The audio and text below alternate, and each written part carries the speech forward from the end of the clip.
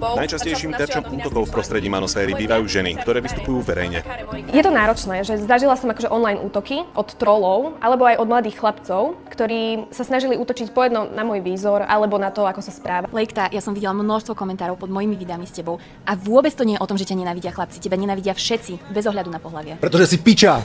Podľa mňa aj Lejkta súhlasila. Neurasa, na tebe sú evidentné nejaké defekty, hej, si dosť biela, si dosť chudá, máš zvláštny účes, takže je podľa mňa pochopiteľné, že keď ideš verejne vystupovať a nie si dokonalá a poukazuješ na nedokonalosti iných, čo robíš síce nie na vizuálne, ale na akékoľvek, tak potom tí ľudia, na ktorých útočíš alebo nejakí ich prívrženci, budú útočiť na teba s tvojimi defektami. Mne sa to deje tiež, Lili sa to deje tiež. Ja som na seba zažil asi 1500 všelijakých útokov, komentárov, že som škaredý, neviem, aký sprostý, povolanie syn. Proste... A čo by ťa prinútilo povedať o tom útoku, že je to rodovo podmienený útok na teba? Ja si neviem ani predstaviť, že by som bol takto uzavretý, plytký dement, že by som si to takýmto spôsobom vnútorne vysvetľoval. Že aha, že to asi není tým, že volím stranu, ktorá je úplne zvrátená, odporná, nechutná a chce, aby sme všetci vymreli.